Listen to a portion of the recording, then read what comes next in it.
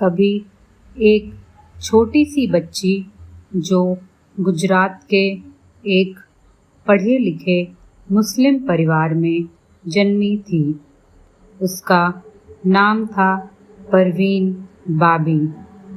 बचपन से ही बेहद खूबसूरत और शर्मीली, स्कूल में सबकी पसंदीदा और कॉलेज में सबकी निगाहों का केंद्र। किसी ने सोचा नहीं था कि वे एक दिन ऐसी लड़की बन जाएंगी जो बॉलीवुड की सबसे ग्लैमरस स्टार और फिर गुमनाम हो जाएंगी अकेलेपन के अंधेरे में। जब वो पहली बार पर्दे पर आईं तो जैसे चांद जमीन पर उतर आया हो। आँखों में गहराई, मुस्कान में जादू और चाल में खुद पर विश्वास। उसका नाम था परवीन बाबी। 1970 और 80 के दशक में वो एक ऐसी अभिनेत्री बनी जिसने हर दिल को छू लिया। साल 1973 में परवीन बाबी ने चरित्र फिल्म से बॉलीवुड में कदम रखा। फिर एक के बाद एक हिट फिल्में, दीवार, अमर अकबर एंथनी, नमक हलाल और शान। उनका ग्लैमरस अंदाज, खुले बाल, वेस्टर्न कपड़े, सबने उन्हें उस दौर की आइकॉन बना दिया। लोग उन्हें हेमा मालिनी और रेखा से भी ज़्यादा बोल्ड मानते थे। पर परवीन सिर्फ सुंदर नहीं थी, वो पढ़ी लिखी, आत्मनिर्भर और आगे बढ़ने वाली सोच रखती थी। परवीन का दिल कई बार टूटा। सबसे पहले डैनी से नज़दीकियाँ रहीं, फिर कबीर बेदी के साथ प्यार में पड़ी और आखिर में महेश भट्ट। पर हर बार उनका रिश्ता किसी वजह से टूटता रहा। महेश भट्ट के साथ रहते हुए ही उन्हें मानसिक स्वास्थ्य की गिरावट शुरू हुई। वे अक्सर कहती, मुझ पर कोई नज़र रख रहा है। उनका डर, उनका अकेलापन अब खुलकर दिखने लगा था। धीरे धीरे परवीन बाबी को सिक्सोफ्रेनिया जैसी मानसिक बीमारी ने जकड़ लिया। उन्होंने कहा, अमिताभ बच्चन उन्हें मारना चाहते हैं। उन पर रॉ और CIA नज़र रख रहे हैं। यह सब सुनकर इंडस्ट्री ने उन्हें पागल कहकर किनारे कर दिया। उन्हें काम मिलना बंद हो गया। लोग हंसते थे, मजाक उड़ाते थे, लेकिन कोई ये नहीं समझ सका कि परवीन बाबी मदद की पुकार कर रही थीं। 1973 के बाद परवीन ने अचानक बॉलीवुड छोड़ दिया। वे अमेरिका चली गईं, खुद को आध्यात्म में डुबो दिया। कहा जाता है कि वे वहाँ धर्म बदलकर क्रिश्चियन बन गईं, लेकिन सच्चाई आज भी धुंधली है।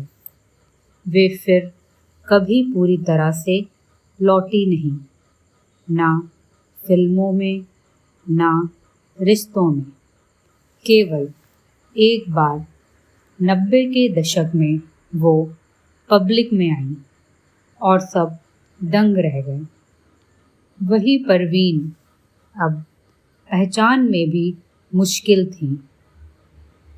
2002 में जब आयकर विभाग और ईडी ने उनके अकाउंट की जांच शुरू की तो उन्होंने मीडिया में बयान दिया, मैं अब वेश्या बन गई हूँ, क्योंकि इस देश में अकेली औरत अगर खुद की कमाई से जिए तो उसे गंदे निगाहों से देखा जाता है। यह बयान अखबारों में खूब छपा, लेकिन इसके पीछे उनकी पीड़ा छुपी थी।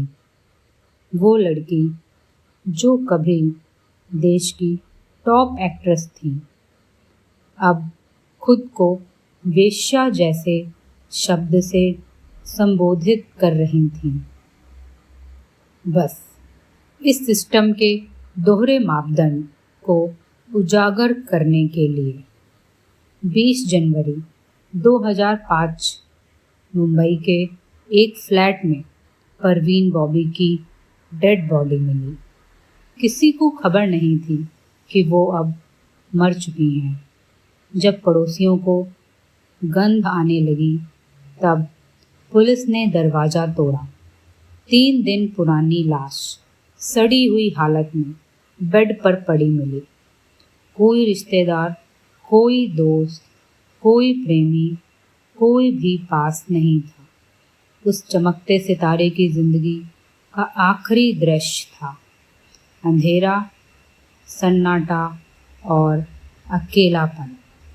जिस लड़की को लाखों लोग देखते थे, जिसने इंडस्ट्री को स्टाइल, ग्लैमर और साहस दिखाया, उसे जिंदगी में क्या मिला? शोहरत मिली पर सुकून नहीं, प्यार मिला पर निभा नहीं, पैसा मिला पर साथ नहीं। एक स्टार जो कभी सबकी आंखों का तारा थी, आखिर में रह गई एक फ्लैट में बंद एक परछाई बनकर। क्या हमारी इंडस्ट्री मानसिक बीमारियों को समझती थी? क्या एक महिला अकेली रहे तो उसे बदनाम करना आसान है? क्या हम परवीन बाबी जैसी और भी कहानियाँ दोहराना चाहते हैं?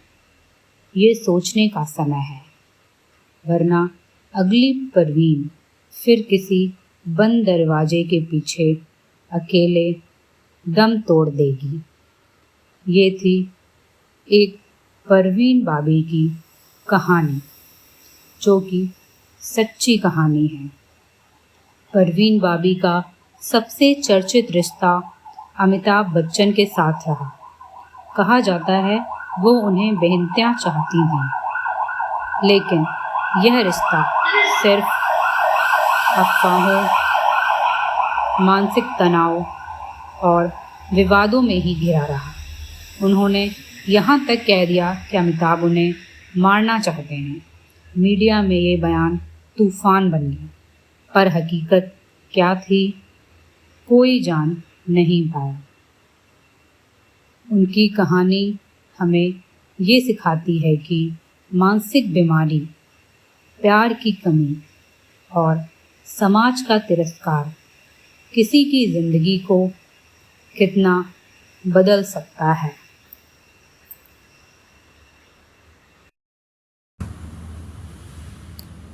अगर आपको हमारी कहानी पसंद आती है तो हमारे चैनल को लाइक करें और सब्सक्राइब करें। आपके एक लाइक से हमें ऐसी और कहानी लाने के लिए उत्प्रेरणा मिलती है। धन्यवाद।